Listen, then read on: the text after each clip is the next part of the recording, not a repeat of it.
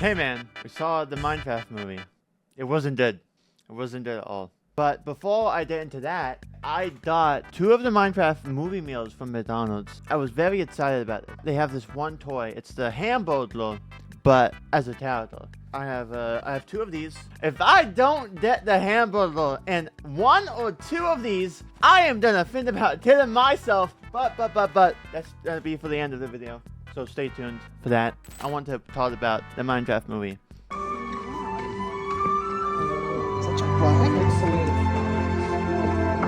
At first, it was kind of surreal that it was even happening.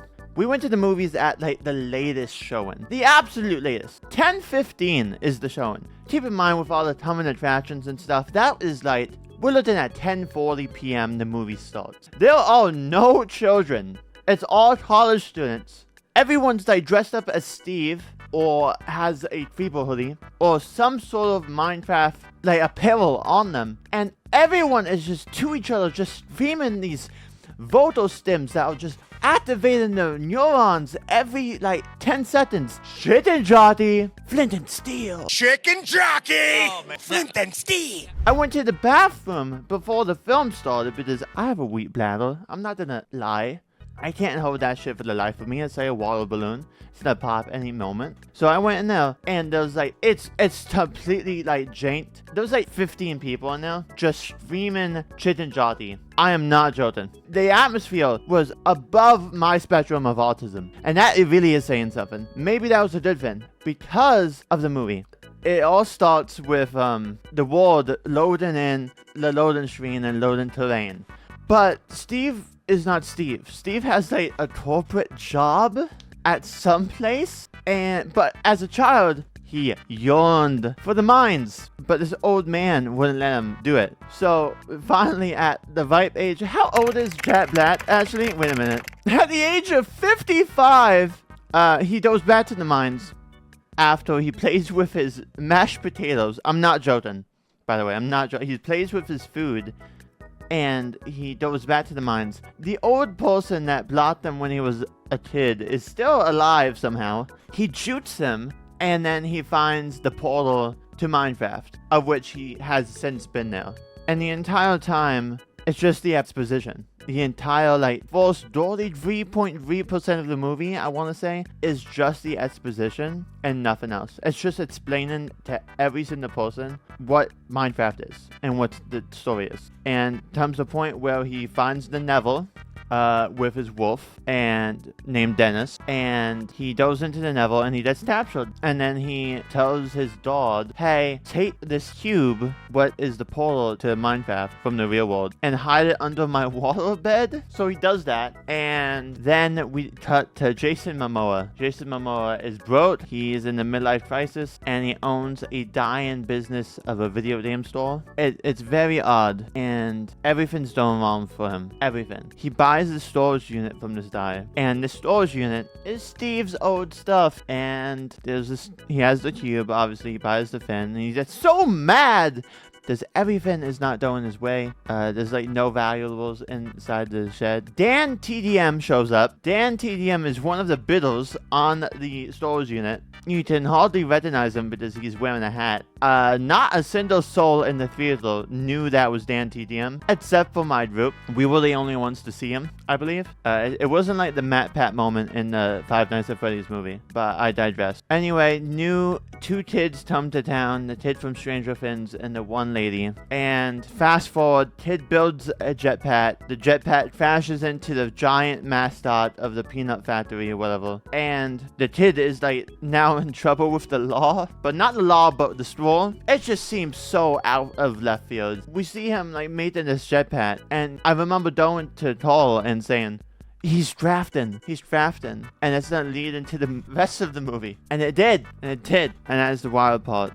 It was just crazy to see how they got to the portal, because all that happened was Jason Momoa pretended to be the kid's uncle because he got in trouble for blowing up the factory with his jetpack, and you told him to go to the mines, and then for some reason the other lady told the house owner to actually go back and find him. And they don't really explain this much. They just have his location. Just, okay, like probably on Viewfinder or whatever. And they follow him into this mine shaft. And let me tell you about the mine scene with the portal to Minecraft. It was shot really bad. There's not a clear scene, like a clean visual of them being pulled into the portal at all.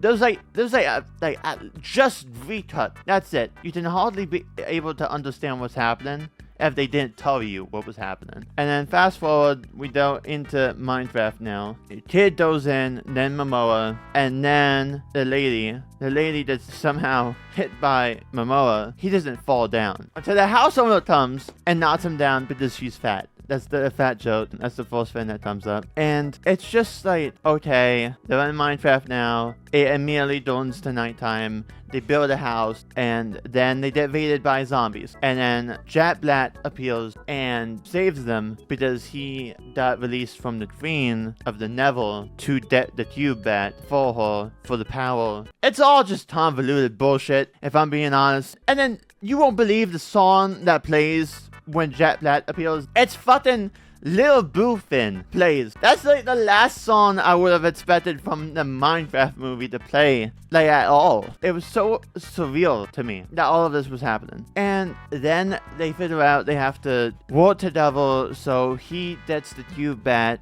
and they get the dough back to their own planet. So the plot is just so convoluted because they go from a village to a wooden mansion so fast, and there's just so many, like, in the village they get attacked by the piglins, whatever, from the Neville, and one of them is called like Chundus, and his voice is well, let's just say a little fruity and wacky, and it was just a mess. They got separated somehow. There's a conflict with their mom. I'm just gonna step the chase here.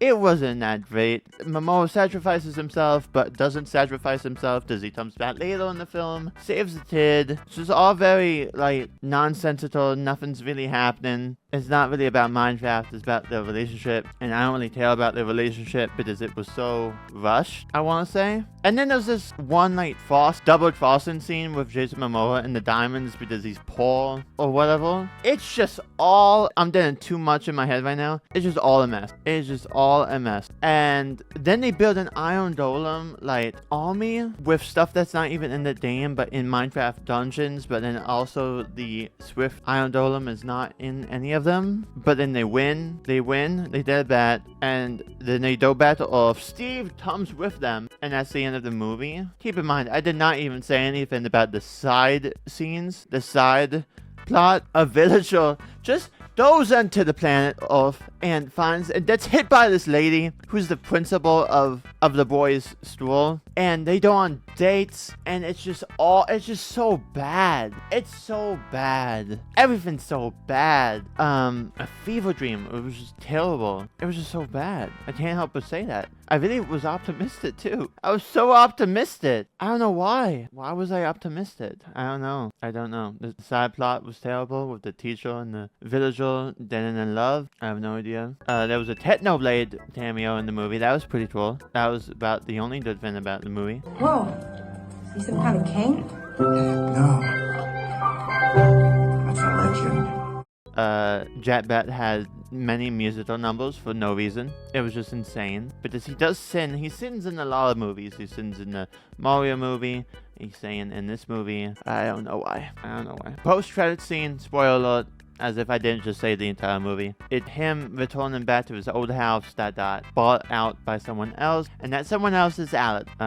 Cameos, Jeb was a waiter for the villager, and the principal, Dan TDM, was a bidder at the storage unit scene. It was just so bad. Just a lot was just about explaining Minecraft to people. And I don't think anyone cared. Selling shit like this. They were selling shit like this. This was popcorn inside. They had a few versions of this. TNT was one of them. A diamond block was one of them. A dirt block was one of them. A wooden block. They had like 18 different versions of this shit. This shit was like $18. And I got it.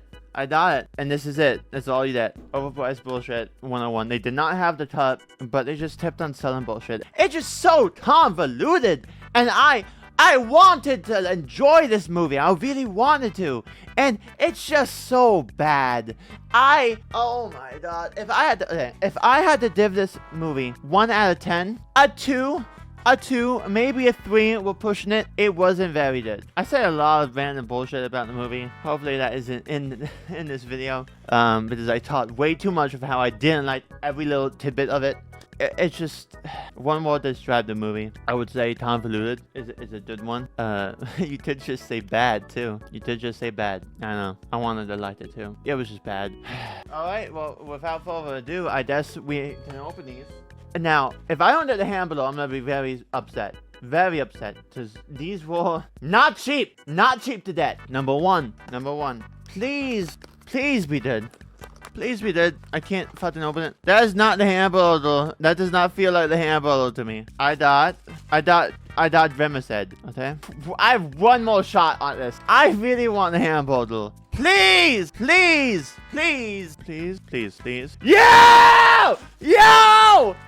We got it! Yo! This is the only one I wanted too. Yeah, get the fuck out of here, Vermicide. Get out. Leave. We got the handle. That's it. That's all I did. He's here. Wow. What am I doing with my life? Chicken lava, chicken. Steve's lava chicken, yes, tasty as hell. Ooh, mama, see now you're ringing the bell. Ooh, super spicy and